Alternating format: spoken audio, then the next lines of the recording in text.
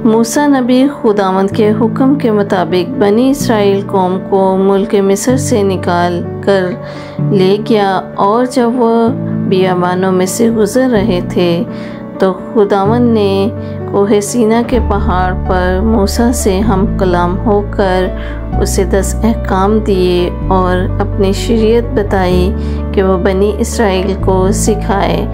और खुदावंद ने मूसा नबी से कहा कि एक खैमा इज्तिमा बनाए जिसमें खुदावंद रहते थे, ताकि बनी इसराइल जान सके कि खुदावंद उनके साथ हैं। और जब मूसा नबी ने खैमा इज्तिमा बना लिया तो खुदावंद ने मूसा से कहा कि हारून और उसके बेटों को कह कि तुम बनी इसराइल को इस तरह दुआ दिया करना, जो कि हम गिनती की किताब उसके 6 बाब की 22 से 27 आयत में पढ़ते हैं।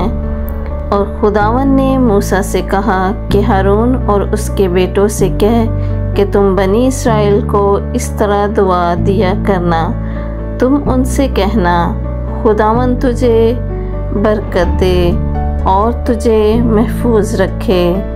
खुदावंद अपना चेहरा तुझ पर जलवागर फरमाए और तुझ पर मेहरबान रहे। खुदावंद अपना चेहरा तेरी तरफ मतवजा करे और तुझे सलामती बख्शे। इस तरह वो मेरे नाम को बनी इसराइल पर रखें और मैं उनको बरकत बख्शूँगा। Subscribe.